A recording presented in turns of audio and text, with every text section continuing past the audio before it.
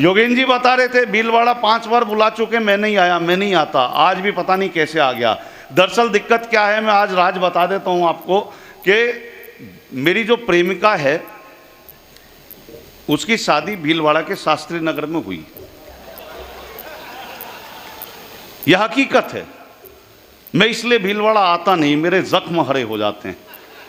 कई साल पहले आया, योगेंद्र भाई साहब को मैंने बताया, मैंने कहा भाई साहब नहीं आऊँगा भीलवाड़ा, मेरा मन बड़ा ख़राब होता है।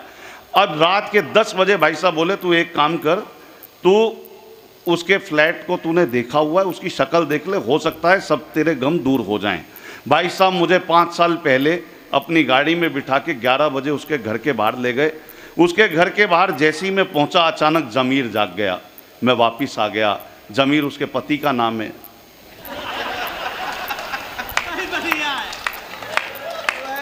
समझ आ गया हो तो ये लफ्बाजी पे भी बजा दो यार। क्योंकि अभी तक मैं यही नहीं तय कर पाया मुझे करना क्या है। लतीफ़े भी हैं, कविता भी, सुनोगे क्या बताओ तो। लतीफ़े भी हैं, कविता भी, सुनोगे क्या बताओ तो। कभी तुम हम फकीरों को भी मैं, क्योंकि तमाशा रोज करता हूं, ये मेरा काम है दीपक। अगर महफिल अदब की हो तो मैं गजलें सुनाता हूं। सुना सुना। हर कवि के पास 2 कैसेट होती हैं दोस्तों।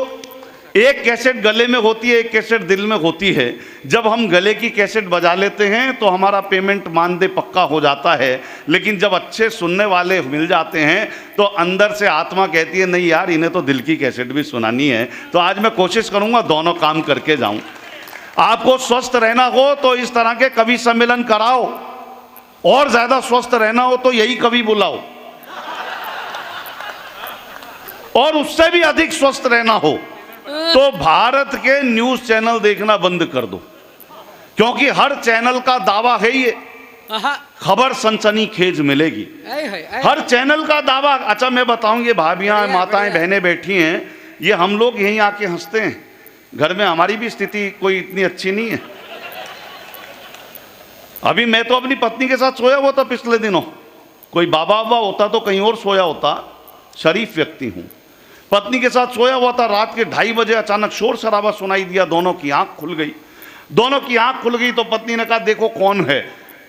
अब मैं बेमन आंख मलता हुआ गया, दरवाजा खोला, देखा कॉलोनी के कुछ मोजिज लोग खड़े हुए, महनीय लोग खड़े हुए, प्रधान, सेक्रेटरी वगैरह। मैंने कहा साहब रात के 2:30 बज रहे हैं, क्यों नींद खराब कर रहे हो? बोले दीपक जी थोड़ा सचेत रहना, सजग रहना। सूचना ये मिली है कॉलोनी के पानी के टैंक में किसी ने जहर मिला दिया है। मैंने उनकी बात सुनी, वापिस आया। पत्नी ने पूछा कौन था? मैंने कहा शराब पी के बेवड़े हल्ला कर रहे हैं, तू तो पानी पी के चुपचाप सो जा। ये वही लोग खुश हो रहे हैं जिनकी मंशा वही है। सच बता रहा हूं। और भाभियों बता दूं, अगर आपके पति यूं कह दे कि पानी पी ले तो याद कर लेना कुछ खोट है। लेकिन साहब अगर मैं झूठ बोलूं तो मेरा किरदार मरता है। वाह वाह वाह वाह वाह। बहुत सारे लोग कहते हैं दीपक भैया बदल जाओ बदल जाओ। आऊंगा, धारा पे आ जाऊंगा, चिंता मत। योगेंद्र भाई साहब का इशारा बहुत है, लेकिन मैं आ जाऊंगा। क्या है, बहुत सारे लोग कहते हैं दीपक जी आप ऐसे हो, आप वैसे हो, आप बदलो, थोड़ा बदलो, ये बदलो, व्यवहार बदलो। मैं कहता हूं यार ऊपर से जो चिप लग के आई है वो तो नहीं बदली जा सकती। क्यों कि धीरे धीरे अश्क पनपना रहने दे, धीरे धीरे अश्क पनपना रहने दे। आंखों में कोई तो सपना रहने दे। तेरी खातिर खुद को कितना बदलूं मैं, कुछ तो मुझ में मेरा अपना रहने दे, कुछ तो मुझ में मेरा अपना रहने दे। और खामियां मुझ में है पर बेहतर बनूंगा देखना। खामियां मुझ में है पर बेहतर बनूंगा देखना। अपने साये का भी मैं रहबर बनूंगा देखना। अपने साये का भी मैं रहबर बनूंगा देखना। और रास्तों मुंह फेर कर मुझसे किनारा मत करो, एक दिन मैं मील का पत्थर बनूंगा देखना। एक दिन मैं मील का पत्थर बनूंगा। तो साहब नहीं मालूम ये मुझको कि मेरी इज्जत कहाँ तक है, नहीं मालूम। ये तो अच्छा है कि बहुत अच्छे कवि सम्मेलन हो रहा है, अच्छी कविताएं आप तक पहुंच रही हैं, वरना अच्छा कहने सुनने वाले बहुत कम बचे, सुनने वाले भी कम बचे। कई बार तो मन ये करता है कि कभी सोचता हूं गगरिया बदल लूं, हाय हाय कभी सोचता हूं गगरिया बदल लूं, कभी सोचता हूं कि दरिया बदल लूं, हाय हाय कभी सोचता हूं गगरिया बदल लूं, वाह, वाह, वाह। कभी सोचता हूं कि दरिया बदल लूं। परेशान होता हूं तो सोचता हूं मैं पैसे कमाने का जरिया बदल लूं, और जमाने को देखा तो बोला कबीरा चलो मैं भी अपनी चदरिया बदल लूं, चलो मैं भी अपनी, चलो मैं भी अपनी चदरिया बदल लूं। और साहब कहता हूं कि मैंने कई बार क्या होता है, हम बहुत सहज भाव से मिल लेते हैं लोगों से, तो लोग हमें हल्के में लेने लगते हैं, तब कई तीखा भी लिखना पड़ता है कि मैंने उससे हंसकर थोड़ी बातें क्या कर ली, मैंने उससे हंसकर थोड़ी बातें क्या कर ली, उसने हल्केपन में मुझको ऐसा वैसा समझ लिया। वाह मैंने उससे हंसकर थोड़ी बातें क्या कर ली, उसने हल्केपन में मुझको ऐसा वैसा समझ लिया। झूठा दम्भी कुटिल कमीना बेगैरत जाने क्या क्या, लगता है उसने मुझको भी अपने जैसा समझ लिया, लगता है उसने मुझको भी। तो साहब अगर मैं झूठ बोलूं, अगर मैं, और कई बार कहता हूं साहब के जो लोग अपने होते हैं उनको कह देना चाहिए, अगर कोई शिकायत है कह देना चाहिए, मन में नहीं रखना चाहिए कि बुरा मान जाएगा, वरना तो अपने संस्थान का क्या मोल अगर हम आपस में ही बात नहीं कर पाए, अगर आपस का रोष या जो भी मन में है नहीं कह पाए तो हमारा जुड़ना कोई अच्छा नहीं होगा। तब कहीं मैंने कहा साहब, बहुत पहले मैंने कहा कि अपने होठों को ऐसे मत सिला करो, अपने होठों को ऐसे मत सिला करो, मेरे हो तो बेशक मुझसे गिला करो, अपने होठों को ऐसे मत सिला करो, मेरे हो तो बेशक मुझसे गिला करो, और जब भी मिलते हो मतलब से मिलते हो, कभी कभी तो बेमतलब भी मिला करो, कभी कभी तो बेमतलब भी मिला करो। और साहब मैंने कहा कि अगर मैं झूठ बोलूं तो मेरा किरदार मरता है, जो बोलूं सच तो फिर भूखा मेरा परिवार मरता है। अगर मैं झूठ बोलूं तो मेरा किरदार मरता है, जो बोलूं सच तो फिर भूखा मेरा परिवार मरता है। और आना जिंदा है अगर तुझ में तो फिर तू ये बता मुझको, भला वो कौन है तुझ में कि जो हर बार मरता है, भला वो कौन है तुझ में कि जो हर बार मरता है। तो साहब ये माना कि दुनिया में मेले बहुत हैं, ये माना कि दुनिया में मेले बहुत हैं, मगर इन दिनों हम अकेले बहुत हैं। इधर हम पे भारी है गुर्बत हमारी, उधर जान को भी झमेले बहुत हैं। ये खामोशी उसकी बयां कर रही है, समंदर ने तूफान झेले बहुत। ये खामोशी उसकी बयां कर रही है, समंदर ने तूफान झेले बहुत हैं। और मजा लेके उस्ताद मुझसे यूं बोले, तुम्हारे भी उस्ताद चेले बहुत हैं, तुम्हारे भी। तो गुस्से में उन्माद जन्म ले लेता है, गुस्से में उन्माद जन्म ले लेता है, अनचाहा संवाद जन्म ले लेता है, गुस्से में उन्माद जन्म ले लेता है, अनचाहा संवाद जन्म ले लेता है। वो जो मुझसे हंसकर बातें करते हैं इस पर भी अपवाद जन्म ले लेता है, इस पर भी अपवाद जन्म ले लेता है। और एक हद तक मैं गांधी बनकर रहता हूं, वाह, फिर मुझ में आजाद जन्म ले लेता है। वाह, एक हद तक मैं गांधी बनकर रहता हूं, फिर मुझ में आजाद जन्म ले लेता है। तो साहब नहीं मालूम ये मुझको कि मेरी इज्जत कहाँ तक है। भाई साहब ने कहा कि शायरी सुनानी है इसलिए शायरी सुना रहा हूँ। नहीं मालूम ये मुझको कि मेरी इज्जत कहाँ तक है, ये मेरे शेर बोलेंगे कि ये आमद कहाँ तक है। वाह, नहीं मालूम ये मुझको। और ऐसा नहीं कि शशिकांत को शशिकांत बनने के लिए बहुत सामान्य रास्तों से गुजरना पड़ा, योगेंद्र जी को बहुत सामान्य रास्ते, जितने भी लोग बैठे हैं, वागीश जी हमारे सबके बड़े, हमारे आज के वटवृक्ष, ये सब लोग ऐसे ही नहीं पहुंचे साहब।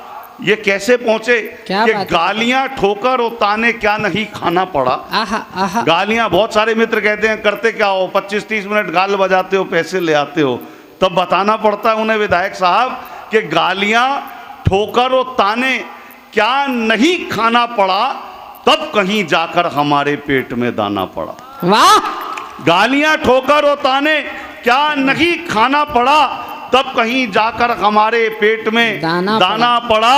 और आप मेरी रूह को महसूस की कब कर सके, आपकी खातिर मुझे ये जिस्म महकाना पड़ा, आपकी खातिर मुझे ये तो नहीं मालूम ये मुझको कि मेरी जद कहाँ तक है। ये मेरे शेर बोलेंगे कि ये आमद कहाँ तक है। न दौलत से ही तय होगा, न शोहरत से ही तय होगा, तेरा किरदार बोलेगा कि तेरा कद कहाँ तक है। न दौलत से ही तय होगा, न शोहरत से ही तय होगा, तेरा किरदार बोलेगा कि तेरा कद कहाँ तक है। और बुजुर्गों के तजुर्बों तक पहुंचना चाहते हैं घर, बुजुर्गों के तजुर्बों। मैं बुजुर्गों को ज़्यादा जानता हूँ, इनसे सबसे ज़्यादा जानता हूँ। क्यों कि ज़माने ने मुझको रुलाया नहीं है, कि ऐसा नहीं कि सताया नहीं है, ज़माने ने मुझको रुलाया नहीं है। मुझे तो पता है बुजुर्गों की कीमत, मेरे सर पे वालिद का साया नहीं है। मुझे तो पता है बुजुर्गों की कीमत, तो नहीं मालूम ये मुझको कि मेरी इज्जत कहाँ तक है। ये मेरे शेर बोलेंगे कि आमद कहाँ तक है। न दौलत से ही तय होगा, न शोहरत से ही तय होगा, तेरा किरदार बोलेगा कि तेरा कद कहाँ तक है। और बुजुर्गों के तजुर्बों तक पहुंचना चाहते हैं घर, जमी की तह में जाकर देखिए बरगद कहाँ तक है। जमी की तह में जाकर देखिए बरगद कहाँ तक है। और साहब हवस की गर्त में कब कौन सा किरदार गिर जाए, हवस की गर्त में कब कौन सा किरदार गिर जाए, मगर मुमकिन नहीं मुझसा कोई खुददार गिर जाए। हवस की गर्त में कब कौन सा किरदार गिर जाए, मगर मुमकिन नहीं मुझसा कोई खुददार गिर जाए। अदब से सर झुकाता हूँ मगर ये ध्यान रखता हूँ, कहीं ऐसा ना हो सर से मेरी दस्तार गिर जाए। वाह, कहीं ऐसा ना हो सर से मेरी। तो साहब कहता हूँ कि किया के सामना हमने, कभी चित का कभी पट का, किया के सामना हमने। देखिए मैं कई बार देखता हूँ मेरे पड़ोस में, पति की तनख्वाह कितनी है साहब, 80 लाख सालाना। पत्नी की तनख्वाह कितनी है, 40 लाख सालाना। बच्चे सेटल हैं, घर में रोज झगड़े हो रहे हैं। समझ नहीं आता यार कि इनको क्या चाहिए।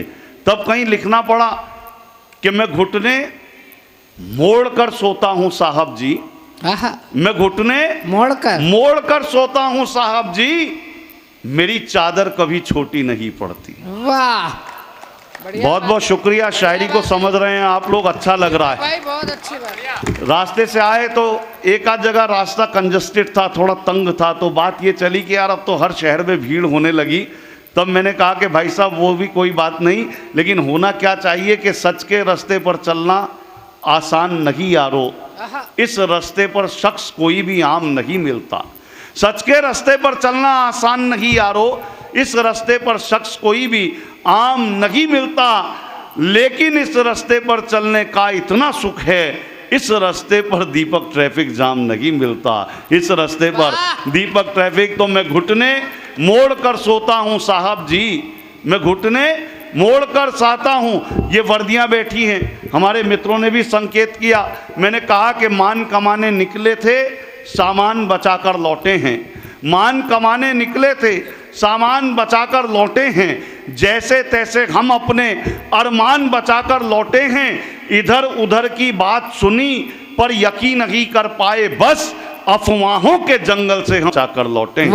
अफवाहों के जंगल से हम कान बचाकर लौटे हैं। उन वीरों को नमन सदा जो ड्यूटी पर कुर्बान हुए, जय उनकी जो भारत माँ की आन बचाकर लौटे हैं, जय उनकी।